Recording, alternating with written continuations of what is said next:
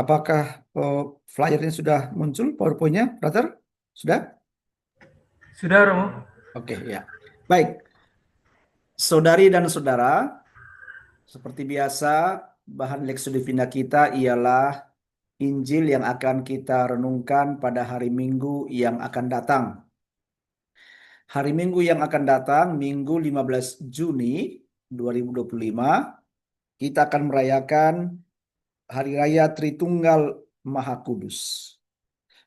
Jadi, berbicara tentang Tritunggal Maha Kudus sebenarnya berbicara tentang misteri Allah yang sulit untuk kita selami manusia. Akan tetapi meskipun sulit kita selami, tentu juga harus kita berusaha mendekatinya, memahaminya. Tapi kita tidak boleh memiliki target, tidak boleh punya angan-angan bahwa nanti setelah Lesu Divina ini kita menjadi tahu sesungguhnya sebenarnya seperti apa Allah Tritunggal itu. Tetap tidak akan bisa. Tapi memang usaha kita yang serius untuk mendekati Allah itu sebenarnya yang paling penting. Dan membiarkan roh Allah lah yang menyentuh kita supaya kita akhirnya diberikan penerangan, roh kebenaran untuk menangkap siapa dia dalam pengalaman hidup kita sehari-hari, dalam pengalaman iman kita. Baik, sekarang saya mengajak Anda untuk langsung ke Injil yang akan kita bacakan. Sangat singkat, hanya terdiri dari 4 ayat. Seperti biasa nanti pertama saya bacakan lebih dahulu secara meditatif. Kemudian kita hening, membaca dalam hati kita masing-masing. Setelah itu hening kembali dan saya bacakan sekali lagi. Kemudian saya akan memberikan sedikit pemahaman penafsiran yang sekiranya membantu kita untuk eh, menganimasi hati kita, budi kita untuk berpikir, merenungkan lebih lanjut apa makna sabda Allah ini bagi kehidupan kita sehari-hari. Saya mulai. Dalam amanat perpisahannya, Yesus berkata kepada murid-muridnya, "Masih banyak hal yang harus aku katakan kepadamu, tetapi sekarang kamu belum dapat menanggungnya. Tetapi apabila Dia datang, yaitu Roh kebenaran, Ia akan memimpin kamu ke dalam seluruh kebenaran. Sebab Ia tidak akan berkata-kata dari dirinya sendiri, tetapi segala sesuatu yang didengarnya, itulah yang akan dikatakannya, dan Ia akan memberitakan kepadamu hal-hal yang akan datang. Ia akan memuliakan aku, sebab Ia akan memberitakan kepadamu apa yang Dia terima dari aku. Segala sesuatu yang Bapa miliki adalah milikku. Sebab itu aku berkata, Ia akan memberitakan kepadamu apa yang Dia terima dari aku. Mari kita hening sejenak, kita baca secara pribadi teks ini.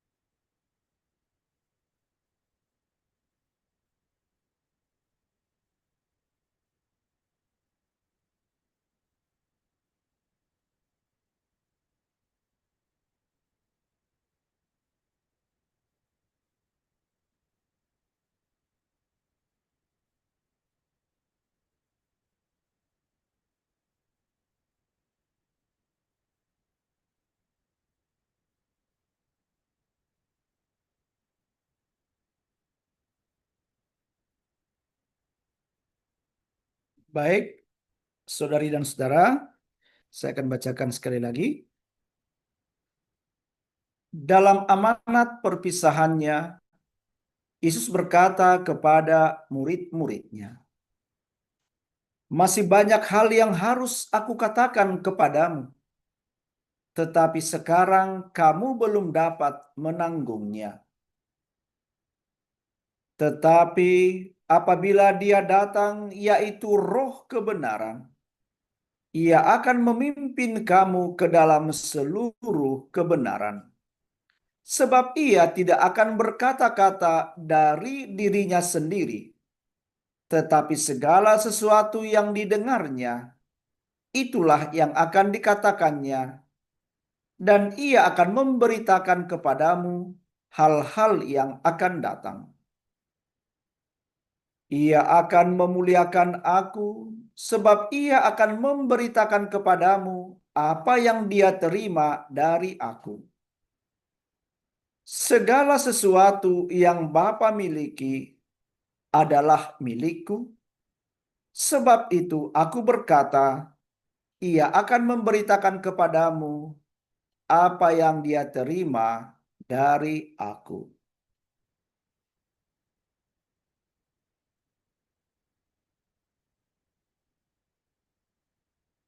Baik, saudari dan saudara, sekarang saya ingin mengajak Anda terlebih dahulu untuk melihat konteks dari perikop ini, yaitu Yohanes bab 16 ayat 12 sampai 15 tadi itu ya.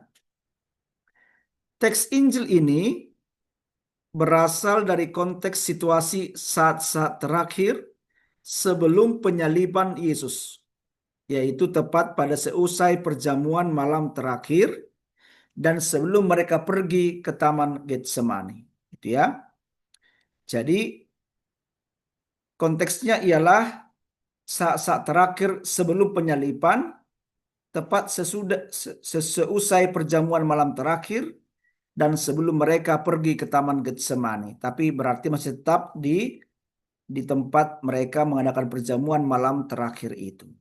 Nah, ungkapan ini adalah bagian dari pesan-pesan terakhir yang sangat penting untuk pemahaman iman yang mendalam bagi para murid dan juga bagi kita orang-orang Kristiani. Nah, ingat, ini adalah bagian penting dari pesan-pesan terakhir. Jadi seperti kita dalam tradisi kita, saya kira ya, di tengah-tengah keluarga, biasanya kalau orang tua kita yang sudah sepuh, sudah tahu ajalnya akan segera tiba, dia pasti akan memanggil anak-anaknya, keturunannya untuk menyampaikan pesan-pesan terakhir yang yang hendaknya didengarkan oleh anak-anaknya. Juga pasti akan memberikan warisan yang dia punya apa saja untuk dibagi-bagikan kepada anak-anak dan keturunannya. Maka biasanya pesan terakhir itu pasti sangat-sangat penting. Maka ini juga pesan terakhir dari Yesus ini sebelum Dia meninggalkan kita, pasti ini pesan yang sangat penting untuk memperdalam iman kita. Para murid memang masih sangat sulit dan terasa gelap tanda petik dalam memahami nasihat dan pesan penting Yesus ini. Mengapa? Sebab mereka belum sampai kepada kesadaran dan pencerahan yang sesungguhnya atas kedirian atau pribadi Yesus yang sesungguhnya. Jadi memang meskipun para rasul sudah 3 tahun mendampingi Yesus dalam misi penyampaian kabar gembira, tapi ternyata toh para rasul itu belum sungguh-sungguh memahami ajaran Yesus sesungguhnya dan belum sungguh sampai kepada kesadaran bahwa Kristus adalah Tuhan. Ya. Padahal mereka sudah menyaksikan sendiri kan keajaiban-keajaiban yang dibuat oleh Yesus, mereka sudah saksikan. Kemudian eh, hal-hal yang baik, pengajaran-pengajaran yang mencerahkan sebuah kebaruan telah mereka saksikan juga. Tetapi nampaknya itu semua belum mampu membuka cakrawala pemahaman yang sebenar-benarnya tentang siapa Kristus bagi para rasul. Nah, maka roh kebenaran, yaitu roh kebijaksanaan, akan memberi pesan penting untuk memberikan pemahaman yang sejati bagi para murid. Jadi Allah pun sebenarnya menyadari keterbatasan manusia untuk memahami siapa Allah dan siapa Allah Putra itu yang selama 33 tahun ada di dunia ini. Maka Allah yang sabar atas keterbatasan manusia, Dia ternyata akan mengirim roh kebenaran dan roh kebijaksanaan untuk membantu manusia memahami siapa Allah itu, apa rencananya di dunia ini. Nah, sekarang mari kita lihat ayat per ayat ya. Ayat 12, dalam amanat perpisahannya, Yesus berkata kepada murid-muridnya, masih banyak hal yang harus aku katakan kepadamu, tetapi sekarang kamu belum dapat menanggungnya. Lihat, konteks amanat perpisahannya menunjukkan bahwa Yesus sungguh-sungguh menguasai waktu dan keadaan hidupnya dan suasana sekitarnya. Ya, jadi Yesus sudah tahu bahwa saatnya akan tiba, kan? Dan Yesus tahu akan apa yang terjadi pada dirinya. Inilah sebenarnya salah satu yang menunjukkan kealahan dari Kristus. Dia itu mampu menguasai waktu dan tahu akan masa depan dari hidupnya yang akan terjadi dan tahu juga suasana sekitarnya. Ini salah satu ciri khas dari kealahan Kristus, menguasai waktu. Kita manusia takkan bisa menguasai waktu, takkan bisa mengantisipasi apa yang akan terjadi di depan. Hanya Allah yang punya kualitas seperti itu. Nah, Allah Bapa yang ilahi dengan segala rencana besarnya hendak diwartakan dan ditampakkan oleh Allah Putra di dunia ini. Jadi Allah Bapa yang ilahi itu, yang tersembunyi itu, dengan segala rencana besarnya, nah itu diwujudkan oleh Kristus yang Allah menyingkapkan dirinya, menghayukan dirinya di dunia ini. Pertama-tama, rencana besar Allah itu disampaikan kepada para rasul. Karena apa? Karena para rasul lah yang menjadi perintis dan pioner untuk memulai iman kekristenan di dunia ini. Jadi Yesus memilih 12 para rasul itu karena mereka ingin dijadikan oleh Yesus sebagai pioner dan perintis untuk memulai iman kekristenan di dunia ini. Nah, menarik ungkapan ini. Banyak hal yang harus aku katakan, tetapi kamu belum dapat menanggungnya. Banyak hal yang harus Yesus katakan. Ini mau mengatakan bahwa banyak hal yang penting, yang besar dan prinsipil dalam beriman untuk sementara tidak bisa dijelaskan kepada para murid pada waktu itu, saat itu. Mengapa? Karena mereka belum mampu untuk menerima dan memahaminya. Ya. Jadi sama seperti seorang murid di sekolah, ada tentu tahap-tahapannya bagaimana memberikan pelajaran kepada murid. Misalnya kelas 1 SD mulai mengenal apa itu huruf-huruf, bagaimana melafalkannya, mulai dikenalkan angka-angka untuk kelas 1, untuk kelas 2 mungkin sudah mulai bisa membaca, menggabungkan kata per kata, memahami kalimat. Nah, begitulah juga cara Kristus punya tahap-tahap bagaimana untuk menyampaikan hal yang prinsipil, hal yang besar, hal yang penting dalam beriman itu kepada para murid. Yesus sebagai guru yang baik, guru sejati, tahu tahap-tahapnya. Nah, akan tetapi semua itu pada saat itu bagaikan misteri besar dalam pemahaman manusia untuk mengimaninya. Maka para murid belum mampu untuk mengimaninya dengan sungguh-sungguh. Artinya, mereka belum mampu mencerna dengan tepat. Itu saya kira maksud dari ayat 12 ini yang mengatakan masih banyak hal yang harus aku katakan kepadamu, tetapi sekarang kamu belum dapat menanggungnya. Nah, penjelasan berikutnya untuk memahami teks itu, ini mau mengatakan bahwa tugas mengajar Yesus itu belum selesai. Iya kan? Bukan karena Yesus kekurangan waktu, ya. Meskipun hanya 3 tahun Yesus mengajar, dia tidak kekurangan waktu sebenarnya. Yesus tidak terbatas. Manusia yang memiliki keterbatasan untuk memahami pengajaran Kristus yang sangat besar dan mendalam itu. Jadi, bukan karena Yesus kekurangan waktu, tetapi karena para murid belum mampu memahami secara benar pada situasi dan konteks hidup para murid saat itu. Karena memang mereka pun diambil dari orang-orang yang sangat sederhana, kecerdasan mereka pun kecerdasan yang sangat sederhana, dan mereka pun belum terbiasa dengan pemahaman-pemahaman akan Allah yang transenden itu. Nah, begitulah situasinya. Dari sini kita bisa melihat bahwa Yesus memang seorang guru yang sejati dan hebat, ya kan?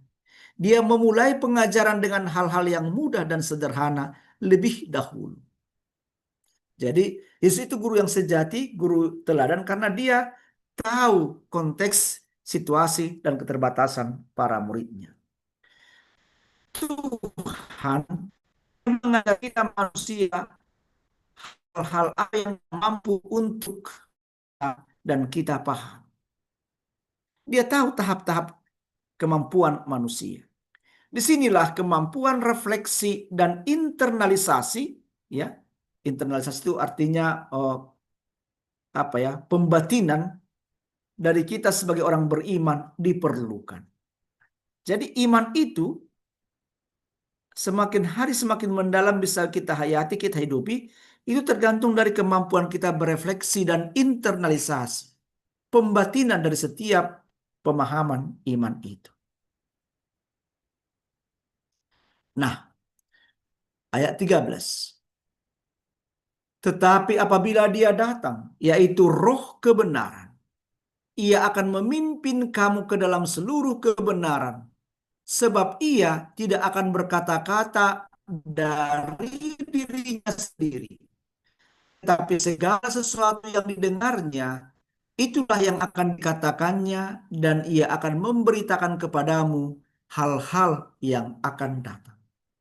Jadi inilah juga yang diambil Romo Jaya sebagai Direktur Karmelia Center Jakarta yang menjadi inti dari Lectio Divina yang menjadi judulnya.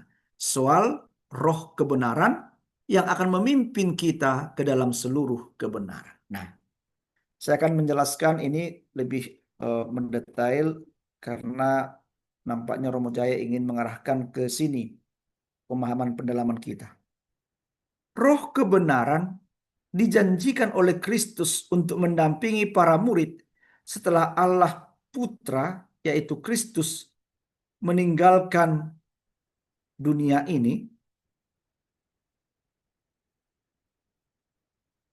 dan naik ke surga bersatu dengan Allah Bapa.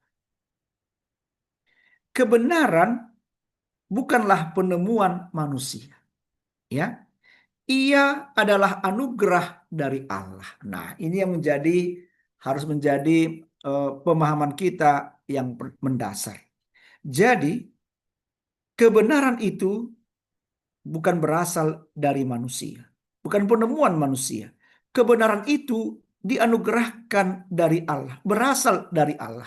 Maka siapa yang manusia yang berlaku dalam kebenaran berarti dia berada pada pihak Allah. Dia mendengarkan Allah dalam tindakannya karena dia berbuat kebenaran.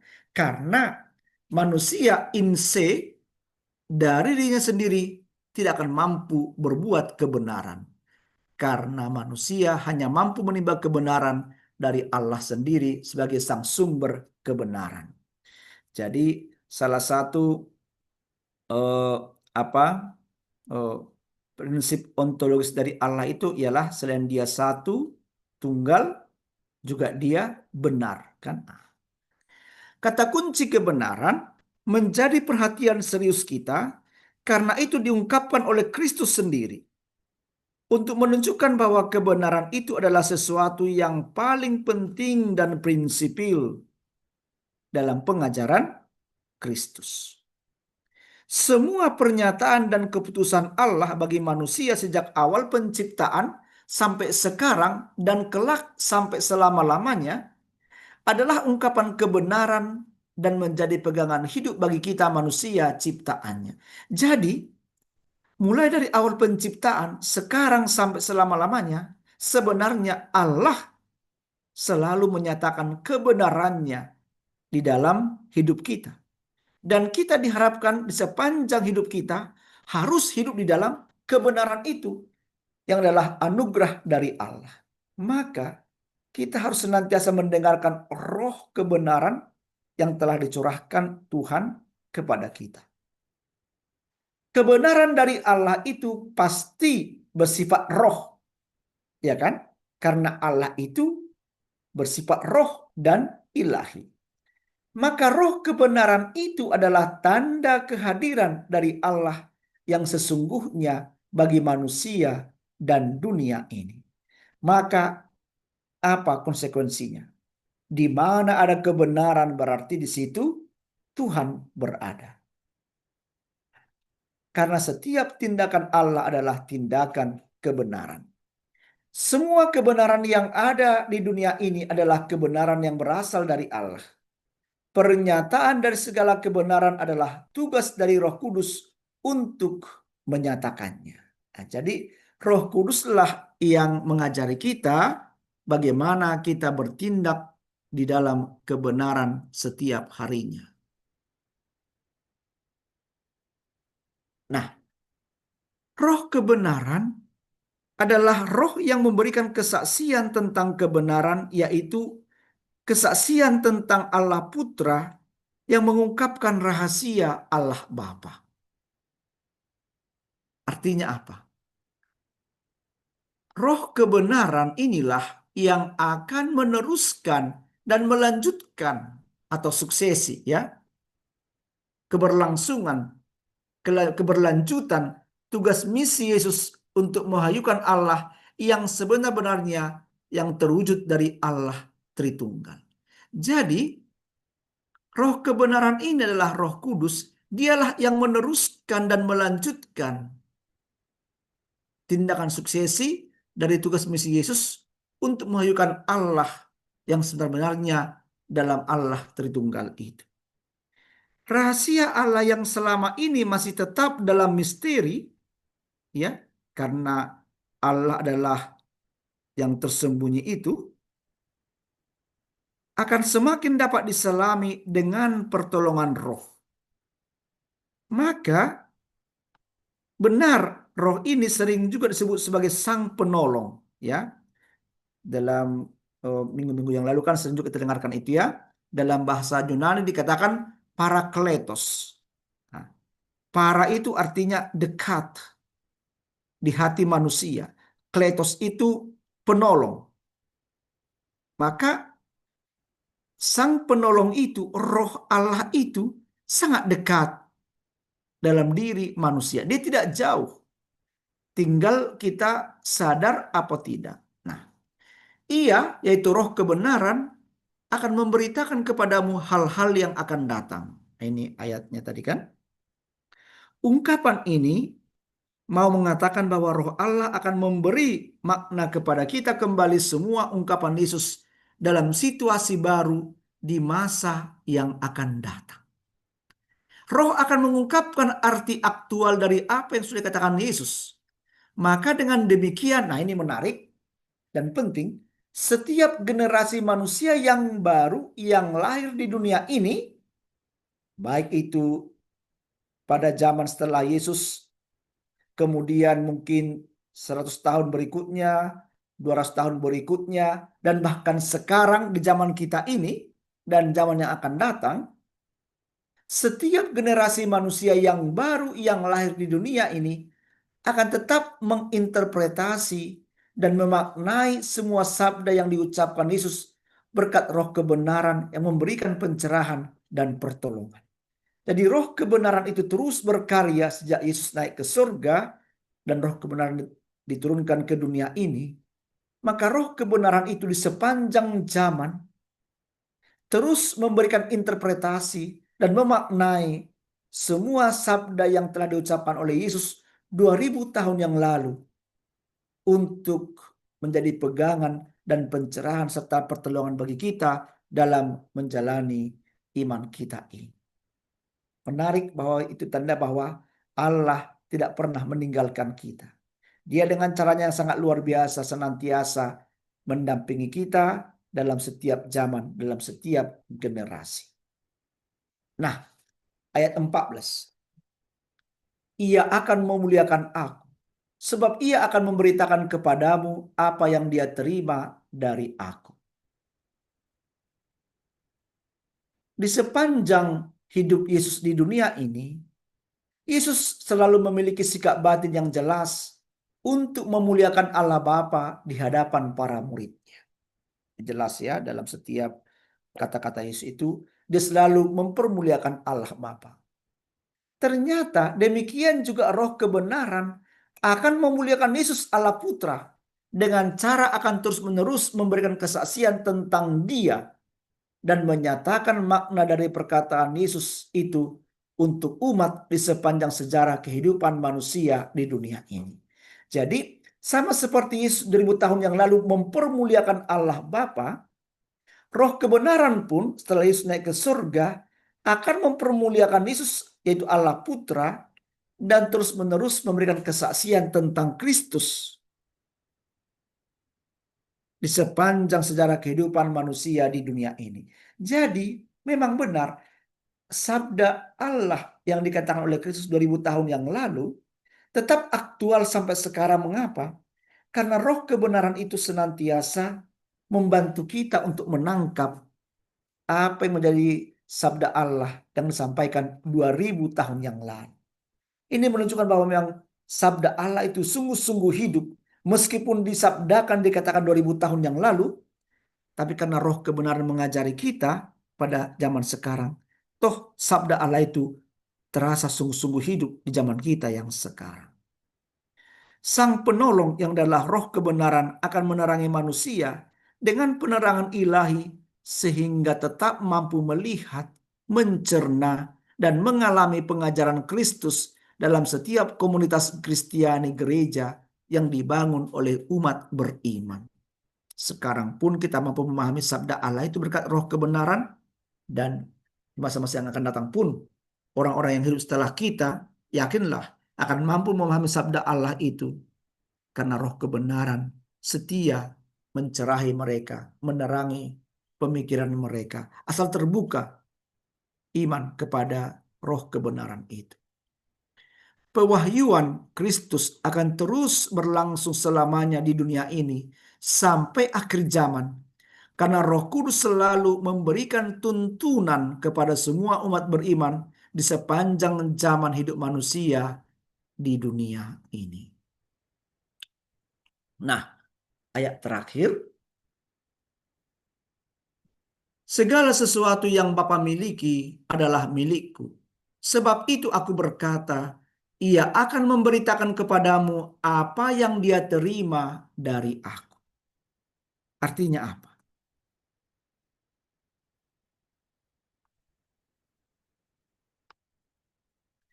Tuhan Allah memiliki misi yang jelas dan tegas bagi manusia. Apa itu? Menjanjikan keselamatan dan hidup kekal. Itulah tugas Kristus di dunia ini, menjanjikan keselamatan dan hidup kekal. Maka dia membawa kabar gembira. Hanya Allah yang bisa menjanjikan keselamatan dan hidup kekal bagi kita. Mengapa? Karena dia yang mempunyai itu, hidup kekal itu.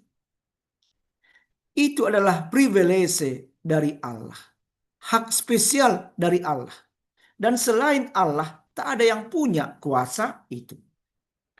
Kehendak Allah Bapa untuk menyelamatkan manusia disampaikan oleh Allah Putra dan diteruskan atau dilanjutkan secara terus-menerus oleh Allah Roh Kudus.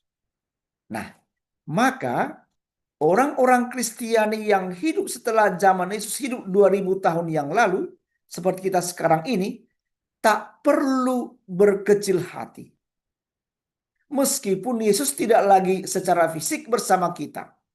Sebab Allah dengan kualitas yang sama, tetapi dalam bentuk dimensi yang berbeda, tetap bersama kita dengan kemampuan gerak dinamikanya yang mampu menjangkau seluruh umat manusia di belahan dunia manapun. Ya, bahkan itulah cara Allah yang luar biasa. Coba kita bayangkan 2000 tahun yang lalu, Allah yang menjadi manusia itu, Allah yang tersingkap dalam putra itu, ketika dia lahir di Bethlehem dan berkarya di Nazaret di Palestina, selama 33 tahun, dia terikat pada ruang dan waktu berada di Nazaret. Maka dia tidak bisa berada di Jakarta, tidak bisa berada di Pematang Siantar, tidak bisa berada di belahan dunia manapun. Tapi dengan Roh Kudus yang dicurahkan kepada kita, maka gerak dinamika dari Allah itu menjadi mampu menjangkau seluruh umat manusia di belahan dunia manapun. Maka tak perlu kita berkecil hati. Mengapa Yesus harus lahir di Nazaret, di Bethlehem, berkarya di Palestina sana, di Nazaret sana. Roh kebenaran adalah penerus daya-daya ilahi yang dimiliki oleh Tuhan.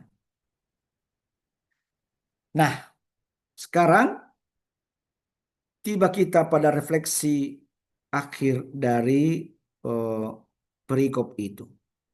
Saya membuat beberapa refleksi, mudah-mudahan ini bisa membantu kita untuk memahami tentang Allah Tritunggal ini. Allah Tritunggal sungguh misteri Allah yang tak mampu kita selami dan pahami secara penuh dan definitif. Penuh dan definitif artinya kalau sudah namanya definitif berarti kita bisa bungkus, kita bisa frame, kan? Allah itu kan misteri, tak bisa kita bungkus, tak bisa kita frame, kan? Tak bisa kita buat secara definitif siapa Allah itu. Dari awal peradaban manusia, sejak awal penciptaan Adam dan Hawa 2000 tahun yang lalu, dan bahkan sampai kini, dan bahkan kelak nanti sampai berakhirnya dunia ini pada akhir zaman, saya kira Allah Tritunggal itu tetap sungguh-sungguh misteri bagi kita. Karena apa? Karena keterbatasan akal budi kita yang adalah insani, memahami Allah yang sungguh-sungguh ilahi, maka kita punya keterbatasan. Kita hanya mampu memahami Allah sebatas irisan-irisan yang kita pahami sebatas konsep pemahaman kita. Karena Allah itu adalah misteri, kan? Allah yang penuh misteri ini diungkapkan dengan istilah, nah istilah dalam teologinya itu dikatakan Deus est numinosum tremendum et fascinosum. Nah, ini istilah yang teologi yang sangat mendalam, mengatakan apa? Kehadiran Allah dalam pribadi manusia adalah kehadiran ilahi yang membangkitkan rasa kagum, tremendum, numinosum tremendum, membangkitkan dan merasakan dahsyatnya Dia, terpesona kita kepadanya dan menggetarkan jiwa kita, fascinosum, tetapi juga disertai rasa gentar dan takut. Jadi Allah yang begitu kita kagumi, yang begitu dahsyatnya, mempesonakan kita, menggetarkan jiwa kita. Tapi sebenarnya dalam hati kita sebenarnya tetap ada rasa gentar dan takut. Takut di sini berarti Dia yang begitu luar biasa. Tentu Dia bisa berbuat apapun kepada kita. maka ada ketakutan sebenarnya dalam diri kita. Ketakutan bahwa kita ini tidak ada apa-apanya di hadapan Dia yang begitu luar biasa. Kehadiran Tuhan selalu menyentuh dan membuat kita merasa takjub. Dia memiliki satu kodrat, yaitu kodrat ilahi dengan kualitas 3 pribadi. Itulah Allah Tritunggal. Kodratnya satu, kodrat ilahi, tetapi dengan kualitas 3 pribadi. Yaitu pribadi Bapa, pribadi Putra, dan pribadi Roh Kudus. Ya, itulah Allah Tritunggal. Nah, dibedakan dengan Kristus. Kristus itu dia memiliki 2 kodrat, yaitu kodrat ilahi dan kodrat insani, tapi dia memiliki satu pribadi. Nah, misteri Tritunggal Maha Kudus dapat dipahami sebagai kesatuan yang sangat indah dan mempesona antara pribadi Sang Pengasal daya-daya ilahi. Lihat, Allah Tritunggal itu inilah kesatuan yang indah dan mempesona dari apa? Dari pertama, pribadi Sang Pengasal daya-daya ilahi. Yaitu kalau istilah filsafat itu, Sang Pengada yang tidak diadakan oleh ada yang lain. Dan itu dalam bahasa filsafat. Dia Sang Pengada. Tapi dalam bahasa kita, dia adalah pribadi Sang Pengasal daya-daya ilahi. Dari dialah kekuatan yang sebenar-benarnya, pusat segala-galanya. Dan kemudian dia yang Sang Pengasal daya-daya ilahi, daya ilahinya ini dibawa oleh pribadi pembawa daya-daya ilahi itu, yaitu Allah Putra. Jadi Allah Putra adalah pribadi pembawa daya-daya ilahi yang dari surga itu, yang dari ilahi itu untuk sampai kepada kita manusia yang insani. Maka dia datang 2000 tahun yang lalu. Nah, kemudian setelah itu, ketika dia naik ke surga, Allah Putra naik ke surga, pembawa daya ilahi ini naik ke surga, maka tentu harus ada penerus daya ilahi itu agar tetap berada di dunia sampai akhir zaman. Supaya apa? Supaya tanda nyata kehadiran Tuhan yang terus-menerus di dunia ini. Maka Allah tak pernah meninggalkan kita manusia seperti yatim piatu. Allah senantiasa hadir, mencintai kita, dekat kepada kita, menyentuh kita secara manusiawi. Nah, lihat, menarik. Inilah konsep pemahaman Allah Tritunggal itu. Allah yang tersembunyi, yaitu Allah Bapa itu kita sebut Deus absconditus. Kan? Absconditus artinya Allah yang tersembunyi. Allah yang abskon itu artinya tak mampu dilihat oleh mata, gelap oleh mata. Ternyata dia tampil secara nyata dalam diri Allah Immanuel, Allah Putra. Maka Allah Putra ini yang Immanuel itu, yang Allah menjadi manusia, kita sebut Deus Revelatus. Dia yang mengungkapkan dirinya ke dunia ini. Sabda menjadi daging, kan? Revelatus. Dan kemudian diteruskan oleh gerak dinamika Allah. Jadi Allah Roh Kudus ini kita sebut Deus in motu, Deus dynamicus, dalam diri Roh Kudus yang adalah roh kebenaran dan roh penghibur bagi manusia untuk tetap mampu optimis berjalan mencapai keselamatan dan kehidupan kekal yang Tuhan janjikan bagi kita manusia. Nah, saudari dan saudara, itu penjelasan yang bisa saya berikan tentang Injil ini, tentang Allah Tritunggal. Meskipun sudah sampai berbuih saya mengatakan ini, pasti tetap masih gelap bagi ibu dan bapak, apalagi bagi frater. Tidak apa-apa. Memang begitulah Allah. Dia tak mampu kita frame, tak mampu kita definisikan, karena dia tetap misteri. Begitu, saudari dan saudara, saya serahkan kembali kepada Frater. Terima kasih kepada Romo Tinto yang telah menjelaskan dengan baik ya, khususnya bagaimana usaha kita untuk mendekatkan atau memahami yang namanya misteri Tritunggal dalam Gereja Katolik. Baik Romo, di sini ada beberapa pertanyaan akan saya bacakan. Pertanyaan yang pertama dari Saudari Agnes. Romo, apa maksud dari Yohanes 16:13 yang mengatakan ia akan memberitahukan kepadamu hal-hal yang akan datang? Mungkin ini masih sulit dipahami. Hal-hal yang akan datang ini seperti apa atau bagaimana? Mungkin Romo bisa menjawab.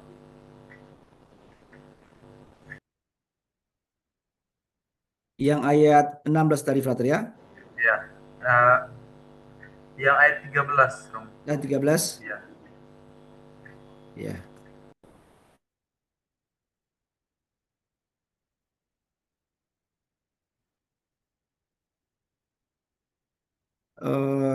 Tadi sebab ia tidak akan berkata-kata dari dirinya sendiri, tapi segala sesuatu yang dengarnya itu yang akan dikatakannya, dan ia akan memberitakan kepadamu hal-hal yang akan datang. Nah, jadi hal-hal yang akan datang kan bagi kita manusia masih sangat gelap. Nah, hal-hal yang akan datang itu tentu bagaimana cara Allah untuk merevelasi, menunjukkan dirinya. Maka hal yang akan datang itu berarti Yesus naik ke surga, kemudian dia menurunkan Roh Kudusnya dalam bentuk tadi Deus in motu itu. Nah, jadi itu semua itulah hal yang akan datang, dan semua sabda Allah yang dikatakan oleh Kristus 2000 tahun yang lalu itu, yang mungkin akan belum bisa dipahami oleh semua manusia seperti apa maksudnya. Roh Allah itu, roh kebenaran itu yang akan menerangkan kepada kita, kepada kamu, hal-hal itu. Dan itu pertama yang dimaksud dengan hal-hal yang akan datang.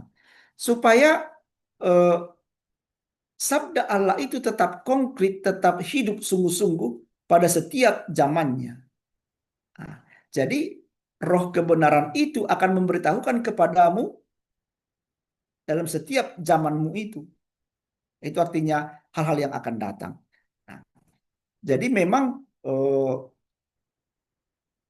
kita merasakan, kalau kita terbuka pada roh kebenaran itu, kita sungguh-sungguh merasakan bahwa sabda Allah itu diperdengarkan kepada kita, disampaikan kepada kita, menjadi konkret sesuai dengan konteks zaman kita, di mana kita hidup. Maka coba lihat, seperti misalnya Lexio Divina ini. Sabda ini kan disampaikan kan 2000 tahun yang lalu. Tapi mengapa sabda itu sungguh-sungguh terasa menyentuh kita, mampu menyentuh kita? Karena kita mempersilahkan roh kebenaran itu bekerja kan. Tapi mengapa sabda Allah ini yang dikatakan 2000 tahun yang lalu itu pada orang-orang tertentu ya bagaikan angin lalu, tidak menyentuh hidupnya, tidak merubah hidupnya. Karena dia tidak mempersilahkan roh kebenaran itu mampu menyentuh dia kan. Nah, jadi roh kebenaran itu akan mengatakan kepada kita akan hal yang akan datang, itu berarti ya kita siap menerima semua sabda Allah itu di zaman kita masing-masing, sehingga kita mampu memahami sabda Allah itu di setiap zaman kita. Baik Romo, terima kasih. Nah, masih menyambung pertanyaan tadi, berarti kan Roh Allah itu pekerjaannya dinamis gitu ya Romo ya, seperti yang Romo sampaikan tadi. Nah ini dari Pak Joko Hantono MKK ini mengatakan uh, ya kan kita pengajaran itu sudah terjadi 2000 tahun lalu. Masa dalam kurun waktu yang lama ini gereja masih belum memahami atau mengetahui apa yang sebenarnya ingin disampaikan Yesus pada 2000 tahun lalu, bahwa kita rupanya belum mampu menanggung apa yang akan ajaran Yesus, mampu menanggung atau menangkapnya. Itu bagaimana, Roh? Apakah setelah 2000 tahun ini kita sudah mampu atau masih belum juga? Sebenarnya dibedakan antara mampu dan mengetahui, kan? Sebenarnya kita sudah tahu sebenarnya apa rencana dari Allah bagi kita manusia. Allah berencana supaya kita semua selamat, kan? Karena memang Allah tidak ingin semua ciptanya itu menjadi binasa, ingin semua selamat. Mengapa Allah menginginkan keselamatan manusia? Supaya manusia itu bahagia. Karena memang tujuan dasar, tujuan dan akhir, bahkan tujuan akhir dari hidup kita adalah untuk meraih kebahagiaan, keselamatan. Nah, keselamatan, kebahagiaan bagi kita orang-orang Kristiani ialah persatuan dengan Allah. Persatuan dengan Allah yang definitif itu, yaitu nanti di akhir zaman ketika kita mampu memeluk Allah yang sebenar-benarnya. Tapi ingat, persatuan dengan Allah itu sudah dimulai ketika kita hidup dalam kebenaran, mendengarkan sabdanya. Kita bersatu dengan Allah, tapi persatuan yang belum definitif. Jadi kerajaan Allah itu sudah dimulai, tapi belum definitif, kan? Sudah dimulai. Nah, kerajaan Allah itu ialah Allah meraja. Ketika Allah meraja, berarti kita bersatu dengan Dia, ada sukacita. Nah, sebenarnya kita tahu, tapi kita manusia belum sungguh-sungguh serius mencari persatuan dengan Allah itu, belum sungguh-sungguh ingin mencapai keselamatan itu, karena godaan-godaan kita manusia yang masih insan ini sering kita ditarikkan untuk semakin jauh dari Allah. Itulah dosa. Dosa kan adalah tindakan kita ingin menjauh dari Allah. Semakin kita berdosa, semakin menjauh dari Allah, maka semakin jauh dari keselamatan, semakin jauh dari kebahagiaan itu, semakin jauh dari persatuan dengan Allah. Maka perlu metanoia, kan, berbalik arah, bertobat, berputar 180 derajat, menjauhi kedosaan untuk semakin dekat kepada Allah. Artinya metanoia, berbalik arah 180 derajat. Begitu.